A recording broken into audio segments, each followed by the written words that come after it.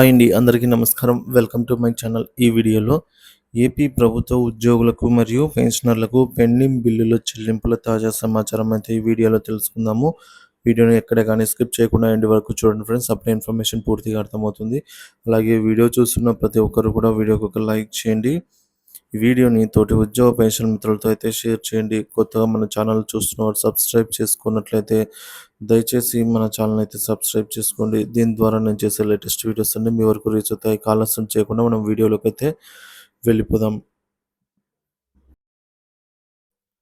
Friends, ముందుగా మనము చూసుకున్నట్లయితే ఆంధ్రప్రదేశ్ రాష్ట్ర ప్రభుత్వం ఉద్యోగులకు శుభవార్త అయితే తెలపనుందండి. సో ఉద్యోగులకు ఇచ్చినటువంటి హామీలను నెరవేర్చేందుకు కసరత్తులు అయితే ప్రారంభించింది. ఈ నెలాఖరులోగా అన్ని ఉద్యోగ సంఘాలతో చంద్రబాబు నాయుడు గారు అయితే చర్చించనున్నారు. ఈ మేరకు చంద్రబాబు నాయుడు గారు భేటీ కానున్నారనమాట. ఈ విషయాన్ని స్వయంగా ఎన్‌జీఓలే వెల్లడించాయి. సో మనకు ఇదివరకే చూసుకోవచ్చు ఫ్రెండ్స్. మనకు 1వ తేదీనే జీతాలు, పెన్షన్లు జమ చేస్తామని కూటమి ప్రభుత్వం హామీ ఇచ్చింది. సో ఆ దిశగా అయితే అడుగులు వేసి నిరూపించింది. 1వ తేదీనే జీతాలు, పెన్షన్లు అయితే మోస్ట్‌లీ జమ అవుతున్నాయి. అలాగే కొన్ని పెండింగ్ బిల్లులు కూడా అడగకుండానే జమ అవుతున్నాయండి. పెన్షన్‌కి సంబంధించి గ్రాట్యుటీ అయితేనేమి, జీఎస్ అయితేమి, సో తదితర బిల్లులు అయితే జమ అవుతున్నాయి. సో అదేవిధంగా మిగిలిన బిల్లులు కూడా జమ కావాలని అయితే కోరుకుందాము. ఇక సిపిఎస్ పార్షియల్ విత్‌డ్రా రిక్వెస్ట్ ఉద్యోగి ఎన్‌పీఎస్ లాగిన్ నుంచి చేయబడినవి ట్రెజరీ ఆఫీసర్ లాగిన్‌లో రిజెక్ట్ అవుతున్నాయండి. సో సిపిఎస్ ఉద్యోగులకు ఆహ్, వార్షిక విత్‌డ్రా ఉపసంహరణ కోసం అయితే ఈ విధంగా సమస్య తలెత్తుతున్నది. సో దీనికోసం మన ఉప ఖజానా కార్యాలయ పరిధిలో చాలామంది సిపిఎస్ ఉద్యోగులు పార్షియల్ విత్‌డ్రా రిక్వెస్ట్‌లు వారి ఎన్‌పీఎస్ లాగిన్ నుంచి ఉప ఖజానా కార్యాలయానికి పంపుతూ ఉన్నారు. ఉప ఖజానా కార్యాలయంలో ఆ రిక్వెస్ట్ అనేది అప్రూవల్ చేసేటప్పుడు అవి ఆటోమేటిక్‌గానే రిజెక్ట్ అవుతున్నాయి. ఇది టెక్నికల్ ఇష్యూ ఫ్రెండ్స్. సో మరియు రిజెక్ట్ అయిన తర్వాత ఎన్ఎస్‌డీఎల్ నుంచి పార్షియల్ విత్‌డ్రా రిక్వెస్ట్‌లు యాక్సెప్ట్ చేయమని ఎటువంటి ఆదేశాలు గౌరవ సంచాలకులైన ఖజానా మరియు లెక్కల శాఖ ఆంధ్రప్రదేశ్ ప్రభుత్వం వారికి రాలేదు. కావున వారి ఆదేశాల ప్రకారం మా వద్ద ఉన్నటువంటి సిపిఎస్ ఉద్యోగుల పార్షియల్ విత్‌డ్రా రిక్వెస్ట్‌లు రిజెక్ట్ చేయబడును అనైతే మెసేజ్ రావడం జరిగింది. సో సిపిఎస్ ఉద్యోగులు పార్షియల్ విత్‌డ్రా కోసం వారి లాగిన్‌లో నుంచి కాకుండా స్వయంగా ఎస్‌టీఓ ఉప ఖజానా కార్యాలయానికి వెళ్ళి స్వయంగా సమర్పించవలసిందిగా అయితే కోరుచున్నామండి. సో ఎందుకంటే ఈ ప్రాబ్లమ్ అనేది మన ఎండ్ నుంచి చేస్తూ ఉంటే సమస్య అనేది తలెత్తుతుంది కాబట్టి మనం మన యొక్క ఎస్‌టీఓ సబ్ ట్రెజరీ ఆఫీసర్ ఉప ఖజానా కార్యాలయానికి వెళ్ళి స్వయంగా సమర్పించవలసిందిగా అయితే మనవి. పార్షియల్ విత్‌డ్రా రిక్వెస్ట్ అప్లికేషన్‌తో పాటుగా కావాల్సినటువంటి అన్ని డాక్యుమెంట్స్‌ని సరిగ్గా తెచ్చుకోవాల్సిన అవసరం అయితే ఉంది. ఈ అంశం పైన మీకు ఏమైనా సందేహాలు ఉన్నట్లయితే స్వయంగా మా కార్యాలయాన్ని సందర్శించండి అని చెప్పేసి మనకు ఉప ఖజానా అధికారులే చెప్పడం జరిగిందనమాట.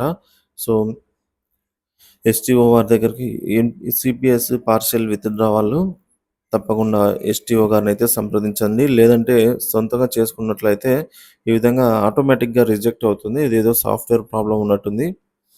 సో ఈ విధంగా అయితే చేసుకోవాల్సి ఉంటుంది ఫ్రెండ్స్. ఇక ఐటీఆర్ రీఫండ్ కోసం ఎదురు చూస్తున్న వాళ్ళకి గుడ్ న్యూస్ అండి. ఇన్‌కమ్ ట్యాక్స్ రీఫండ్ పెట్టిన వాళ్ళకి అమౌంట్లు అయితే జమ అవుతున్నాయి. ఒకసారి చెక్ చేసుకోగలరు. సో ఐటీఆర్ దాఖలు చేసిన వారికి ఈ విధంగా ఒక మెసేజ్ అయితే రావడం జరిగింది. సో ఐటీఆర్ అని చెప్పేసి మనకు year and pan card number ఈ విధంగా డిస్‌ప్లే అవుతూ ఒకవేళ మీకు గనుక ఈ మెయిల్ ఇన్బాక్స్‌లో రాకపోతే స్పామ్ ఫోల్డర్‌లో అయినా చెక్ చేయండి అని చెప్పేసి మనకు ఈ విధంగా ఐటీకి సంబంధించిన అప్డేట్ అయితే రావడం జరిగింది ఫ్రెండ్స్. సో చాలామంది ఐటీఆర్ దాఖలు చేసి ఎదురు చూస్తున్న వాళ్ళ కోసం ఈ అప్డేటు. ఇక మనము పెండింగ్ విషయాలకు వచ్చేద్దాం. పెండింగ్ బిల్లుల బాకీ సుమారుగా 18,000 కోట్ల దాకా అయితే అంచనా అండి. అంతకు మించి అయితే ఉండే అవకాశాలున్నాయి. ఈహెచ్ఎస్ పోర్టల్‌లో డీడీఓ లాగిన్ నందు మొబైల్ నంబర్‌కి ఓటీపీ రాకుండా కాంటాక్ట్ అడ్మిన్ అని వస్తున్న వారు ఈ సమస్యను మీరు తలెత్తకుండా ఉండాలి అన్నట్లయితే మీరు ఈ డీడీఓ డిక్లరేషన్ ఫామ్‌ని ఫిల్ చేసి మీ యొక్క EHS employee health scheme office. So, ఈ అడ్రస్ వచ్చేసి మనకు ehs.ap.gov.in అనే వెబ్‌సైట్‌కి వెళ్ళిన తర్వాత మనకక్కడ కాంటాక్ట్ డీటెయిల్స్ అయితే ఉంటాయి. వాళ్ళకైతే ఈమెయిల్ ద్వారా పంపించవచ్చు. సో, దాని ద్వారా మనకైతే ప్రాబ్లమ్ సాల్వ్ అవుతుంది. ఇక ఏపీజీఎల్ఐ అండి. చాలామంది ఏపీజీఎల్ఐ అమౌంట్ కోసం అయితే ఎదురు చూస్తున్నారు. లోన్‌లు అయితేనేమి, మెచ్యూరిటీ బాండ్‌లు అయితేనేమి వీటి కోసము. సో, కాకపోతే ఈ ప్రెజెంటు వాటికైతే సమయం పడుతుందండి. సో, ఏపీజీఎల్ఐ అమౌంట్ అయితే లేట్ అవుతుంది. కాకపోతే ఏపీజీఎల్ఐ యాన్యువల్ స్లిప్స్ 2024-25 ఫైనాన్షియల్ ఇయర్‌కు 4 నెలల అమౌంట్ వారి యొక్క అకౌంట్స్‌లో జమ చేయడం జరిగింది. సో, ఏప్రిల్, మే, జూన్, జూలై ఆ 4 నెలలకి. ఇక statement sowing arrears from 11th DRs due from 2018 July 1 నుంచి జూలై 1, 2023 వరకు మనకు 11 డిఏలకు సంబంధించి అరియర్స్ ఉన్నాయండి. ఇక DR arrears. So, one more DR due from January 2024 may be about 3%. So, జనవరి డిఆర్ కేంద్ర ప్రభుత్వం అయితే ప్రకటించేసింది కాబట్టి 4%తో మనకు 3.67% అయితే రావడం జరుగుతుందండి. 3.64% సంథింగ్. సో, జూలై 2024కి సంబంధించి ఇంకా కేంద్ర ప్రభుత్వం అయితే డిఆర్ ప్రకటించలేదు. సో, మొత్తానికి 11 PRC arrears also due in additional to the above one. అలాగే 12th పీఆర్సీ ఈజ్ అమలు కావాల్సిన డేట్ వచ్చేసి మనకు జూలై 2023 నుంచి 12వ పీఆర్సీ యాక్చువల్‌గా అమల్లో ఉండాలి. కానీ లేట్ అయింది. ఈ సందర్భంగా మనకు ఐఆర్ అయితే వెంటనే ప్రకటించాలని ఉద్యోగ సంఘాలు కోరుతూ ఉన్నాయి. ఇక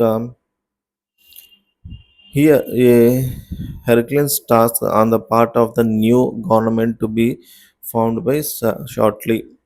సో, త్వరలోనే చెల్లింపులండి. 13 లక్షల employees, teachers, pensioners, auxiliaries awaiting for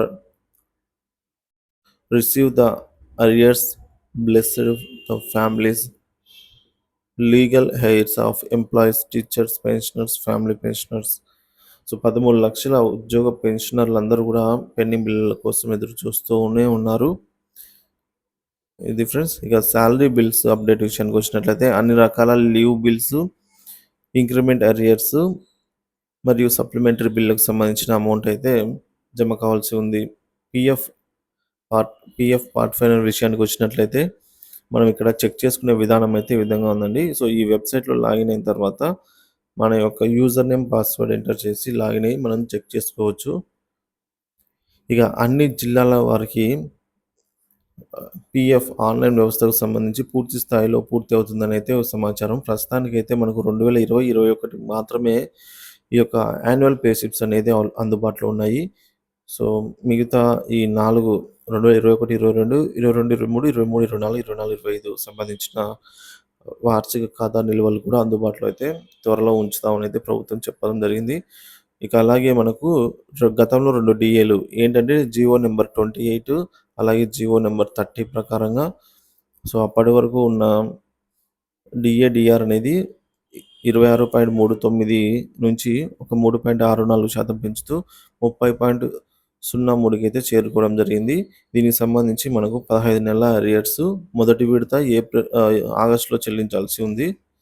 అలాగే జీవో నెంబర్ 30 ప్రకారంగా 30.03 నుంచి డిఆర్ అనేది 3.64% పెంచుతూ 33.67%కి అయితే చేరుకోవడం జరిగింది. ఇక్కడ కూడా మనకు అరియర్స్ వచ్చేసి ఇక్కడ మనకు 12 నెలలకు సంబంధించి అరియర్స్ ఉన్నాయి. ఇందులో మొదటి విడత వచ్చేసి సెప్టెంబర్ నెలలో అంటే ఈ నెలలో చెల్లించాల్సి ఉందన్నమాట. ఈ 2 డీఏలు కూడా మనకు విడుదల కావాల్సింది సమయం అయితే ఆసన్నమైంది. ఇకపోతే పెండింగ్ బిల్లు లిస్ట్ చూసుకున్నట్లయితే DR arrears, SLs, TS GO number 106 ప్రకారం 11వ పీఆర్సీ అరియర్లు, పెన్షనర్లకు రిటైర్ అయినప్పుడు రావాల్సిన అమౌంట్లు, medical reimbursement bills, GIS, gratuity తదితరములు. సో మీకు కనుక ఏమైనా పెండింగ్ బిల్లు జమ అయినట్లయితే దయచేసి కామెంట్ ద్వారా తెలియజేయండి ఫ్రెండ్స్.